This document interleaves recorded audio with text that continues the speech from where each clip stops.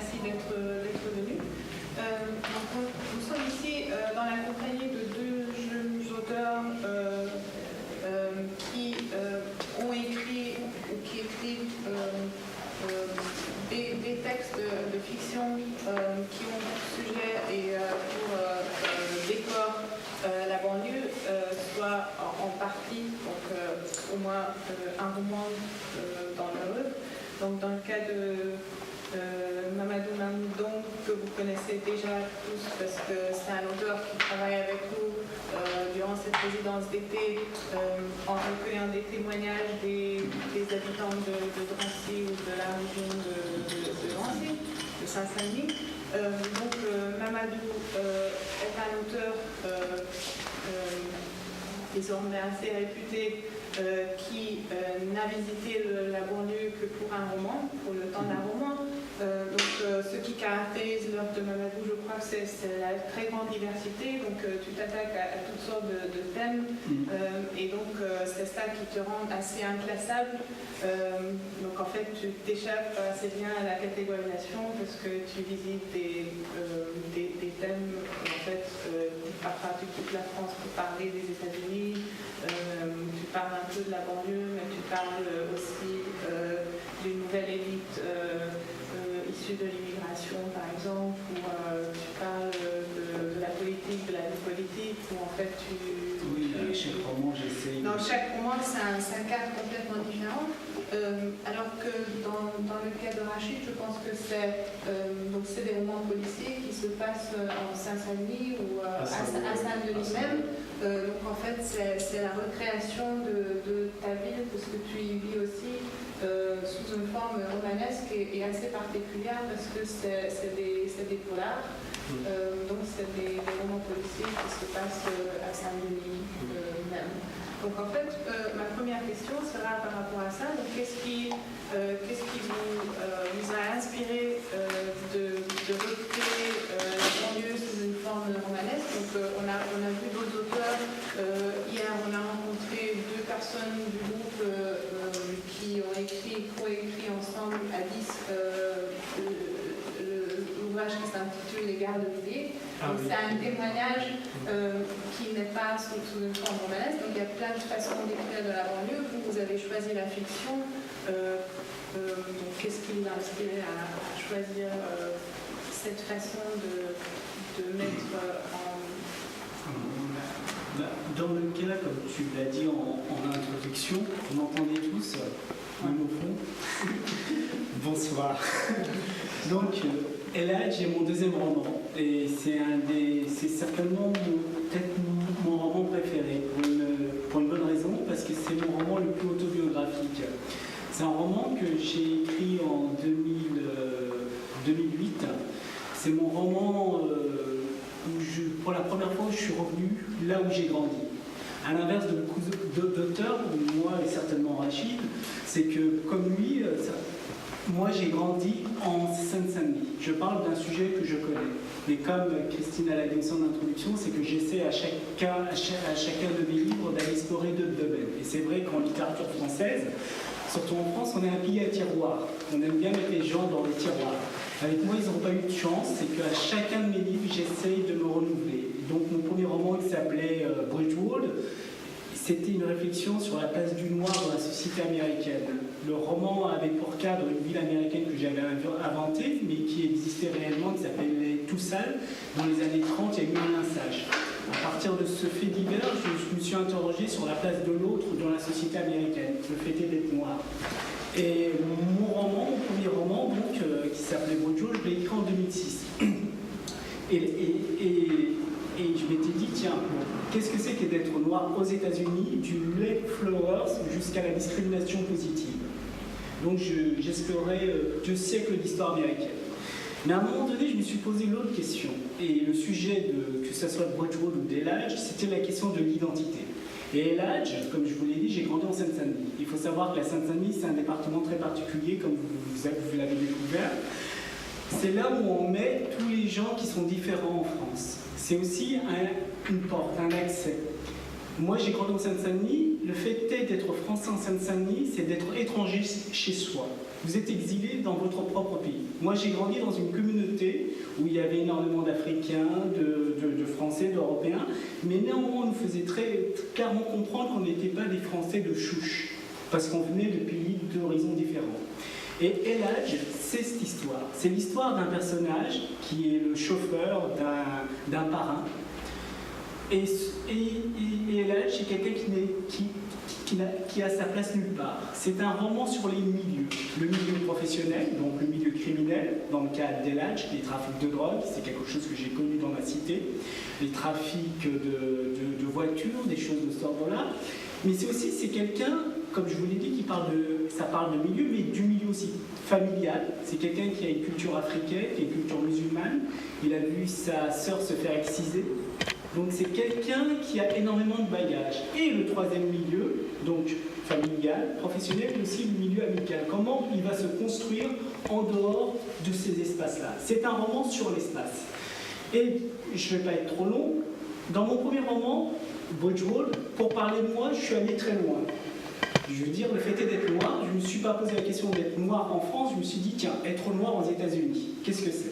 Il y a une partie de roman qui se passe en France quand même. Oui, la partie il y a quand même une transition. En fait, on pourrait très bien partir de ça et en fait, c'est presque impossible de lire le roman sans se poser la question de comment comparer ça. Donc en fait, tu attaques un peu la question, tu viens un peu de derrière et en fait, tu incites quand même le lecteur à s'interroger sur des questions raciales en France. Où on en parle beaucoup moins qu'aux États-Unis. Donc en fait, c'est un problème qui est là, mais qui est un peu...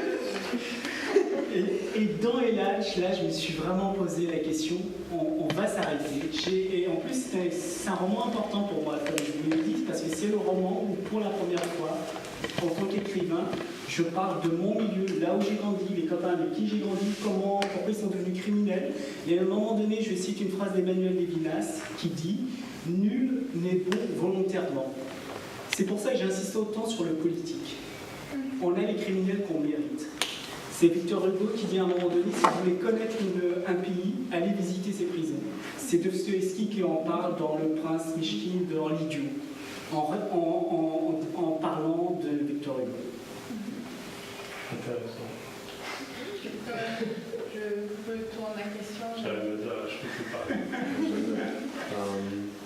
Enchanté, je ne te connaissais pas, donc voilà, découvrir ton travail et ta vision. Donc bonsoir, je m'appelle Rachid Kontaki. Le sujet c'est quoi? C'est pourquoi on écrit... Pourquoi vous écrivez sur le lieu où vous avez grandi, où vous vivez, et pourquoi vous écrivez de ce lieu-là sous cette forme romanesque plutôt que témoignage, ou plutôt que documentaire, ou plutôt que... Donc pourquoi le choix de ce genre, et pourquoi le choix de mettre en fiction le lieu qui constitue le cadre de votre quotidien? D'accord. À la base, je viens pas des lettres. C'est plus j'ai arrêté l'école avec un niveau bac pro. J'avais un rapport avec l'image qui était l'image, la culture. J'avais un rapport avec et surtout j'ai été marqué par la culture hip-hop. Donc mon rapport, pour revenir sur Saint-Denis, mes romans se déroulent à Saint-Denis, tous, et sont vraiment ancrés dans Saint-Denis. Pourquoi? Parce que Saint-Denis, en fait, je suis d'une commune voisine. Vous avez peut-être vous avez eu l'occasion de marcher là-bas, c'est Saint-Ouen. Je ne sais pas si vous êtes allé à Saint-Ouen. Saint-Ouen, c'est une commune voisine de Saint-Denis, qui est une commune d'à peu près 50 000 habitants. Et Saint-Denis, c'est aujourd'hui 137 000 habitants. Donc c'est beaucoup plus gros. Et à cette époque, j'avais 14 ans quand j'ai découvert Saint-Denis, parce que j'étais orienté en 4e technologique. Et en arrivant à Saint-Denis, j'ai découvert déjà la culture hip-hop avec mes camarades de collège. J'avais un ami qui avait 14 ans, qui avait recouvert toute la ligne 13, les 30 wagons. À 14 ans, il avait fait le dépôt avec d'autres potes. Donc c'était des gens vraiment ancrés dans la culture hip-hop. Donc ça m'a marqué. J'ai découvert la boxe thaïlandaise. Et en fait, sans le savoir, c'est après avoir écrit plusieurs livres, et puis quand on m'a posé la question en discutant, finalement j'ai vraiment Saint-Denis, c'est un personnage, mais c'est une ville que j'ai vraiment kiffé. Et qui m'a en plus, à Saint-Ouen, j'ai grandi, j'avais pas forcément, j'avais quelques amis, mais je me sentais pas bien à Saint-Ouen. Et par contre, à Saint-Denis, de me déplacer dans une ville voisine, ça a été un changement. Donc ce rapport, plus j'ai eu une entreprise pendant 8 ans qui était aussi à Saint-Denis, à Saint-Denis, on se rend compte que c'est quelque chose avec une ville avec laquelle j'ai un très fort rapport. Donc, quand j'ai choisi d'écrire des romans, j'ai fait ce choix pour devenir scénariste. En fait. Pour moi, tu vois, je t'ai écouté. Partager un peu aussi. Quand j'ai vu les séries Braque Engrenage sur Canal+, là, il y a une chaîne de télé qui s'appelle Canal+, a développé un pôle qui s'appelle Création Originale. Et en fait, ils ont amené des scénaristes, ils ont mis la barre haute en mettant des moyens et surtout en faisant des séries qui sont différentes de celles qu'on peut voir sur les autres chaînes hertziennes. Et en voyant ces séries, je me suis dit, moi aussi, je veux devenir scénariste. Donc le meilleur moyen pour être scénariste, je n'avais pas l'argent pour produire une série, c'était d'écrire un livre. Voilà, en gros, ce sont mes séries. Voilà un peu ma démarche. Et c'est vraiment ma démarche. Par contre, si j'écris des polars ou des romans noirs, je ne pouvais pas le faire ailleurs qu'à Saint-Denis. Parce que Saint-Denis, comme j'étais éducateur sportif, j'étais élève, je connais pas mal de gens, c'était plus simple pour moi. Parce qu'il y a des problématiques qui sont très intéressantes que tu disais tout à l'heure. La première chose avec une ville, alors c'est pas des sujets que je traite, mais il y a l'aspect politique. Quand je dis l'aspect politique, c'est pas forcément la politique, la communication comme on va le voir aujourd'hui dans les médias, c'est tout simplement la politique de la ville. Comment est-ce qu'on ghettoise des populations? Est-ce qu'on appauvrit un quartier en mettant, quand les gens déménagent, ils vont acheter des pavillons, on va mettre des familles plus pauvres, donc du coup, si vous voulez, ça va se dégrader dans le quartier. Comment on aborde les problèmes de délinquance? Alors la délinquance, il y a celle des jeunes, mais après il y a tout simplement l'entreprise illégale, parce que vendre de la drogue, en fait, c'est l'entreprise. C'est comme pour moi, je compare ça à une société comme Orange. Vous avez quelqu'un qui dirige l'entreprise et qui est intransigeant, qui est sans pitié. C'est vraiment un modèle économique illégal. Vous ne payez pas d'impôts. Moi, c'est comme ça que je vois et ce genre d'entreprise s'installe dans la ville quand il y a justement ce que tu disais tout à l'heure, il y a des problématiques. C'est-à-dire que vous avez des décrocheurs. Vous avez un décrocheur qui ne va plus à l'école, celui-là, il va être bon pour venir travailler. Et puis après, vous allez mettre une organisation en fait en place. Donc, il y a ça. Il y a aussi le problème de la citoyenneté. Comment, quand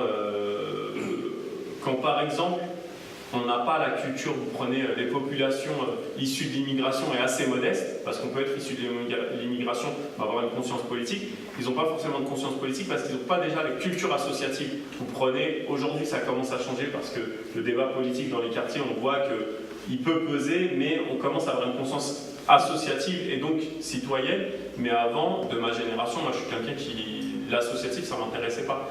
Donc, la première chose dans une ville, déjà, ce que je disais, c'est l'aspect politique est très intéressant. Et puis après, il y a d'autres aspects. Donc, j'ai choisi d'écrire sur Saint-Denis et d'écrire sur des jeunes. Alors, quand je dis des jeunes, ce ne sont pas tous les jeunes, ce sont des jeunes marginaux. Ça reste une minorité, mais cette minorité, ça rejoint ce que tu disais tout à l'heure, ce sont des gens que j'ai côtoyés, que j'ai eu quand j'étais éducateur sportif, ou même des amis qui ont évolué, compris d'autres voies. Je trouvais intéressant de pouvoir parler d'eux et de pouvoir les faire parler aussi avec le langage. Donc voilà pourquoi j'ai choisi Saint-Denis, pour plusieurs raisons. Une raison, je pense, d'affect, une raison aussi tout simplement pratique, parce que Saint-Denis, je connais très bien cette ville, et puis après aussi, Saint-Denis, c'est quand même une ville aujourd'hui qui compte. Vous avez le Stade de France, c'est une ville qui a changé, franchement, elle a changé depuis 98 et elle a changé depuis 90, ça fait 15 ans, mais la ville elle a plus de 30 voire 35 ans en évolution. Je ne sais pas si vous avez visité la plaine Saint-Denis, vous avez la couverture d'autoroute, il y a des immeubles qui ont poussé, il y a un quartier d'affaires qui a poussé. Ça a complètement changé. Avant, c'était dévitalisé. Tout à fait, parce que nous, on reste dans les locaux de la NSH, donc en fait, on est dans le quartier de Montjoie. D'accord, on a aussi marché, donc en fait, on a bien fait le tour. On a fait un balade avec un photographe d'origine tunisienne qui nous a fait marcher dans le quartier du stade et on a un peu travaillé sur la transformation de ces quartiers-là. Et en fait, on a aussi fait le Gabriel Péry. Rue Gabriel Péry, avec les commerces hyper populaires, les communautés, etc. Et ce que je voulais dire, pardon, sur Saint-Denis, vu que vous avez quitté Saint-Denis, Saint-Denis, c'est une ville en 3 parties. Il y a la plaine Saint-Denis, c'est le quartier d'affaires, ça veut dire que c'est très riche. Après, vous avez une première frontière, donc une douane, c'est la porte de Paris, l'avenue Marcel Samba, la rue Gabriel Péry, etc. Là, on rentre dans un autre Saint-Denis, un Saint-Denis très populaire, avec beaucoup de quartiers insalubres, même s'il y a beaucoup de constructions, avec beaucoup de diversité, mais c'est une diversité particulière parce qu'en réalité, il n'y a pas de classe sociale moyenne à part du côté de la gare et pas loin de... Alors je vais arriver sur la 3e partie, donc c'est très populaire, ça peut ressembler à des quartiers comme Barbès, comme Aubervilliers, 4 chemins, etc. Et après vous avez le centre de Saint-Denis, le centre historique, où vous avez la basilique, où vous avez, je ne sais pas si vous avez vu un café comme la Table Ronde, qui est un café de jazz, qui est complètement différent. Vous croyez, c'est un petit Paris en fait. Et donc Saint-Denis c'est ça, c'est trois mondes différents dans une même ville. Et après il y a même, je dirais, qu'à la limite, quand vous êtes rue Gabriel Péry, Marcel Samba, la gare, etc., c'est une chose, mais vous avez des quartiers encore plus pauvres qui sont tout simplement les cités. Vous avez des logements, alors il y a 14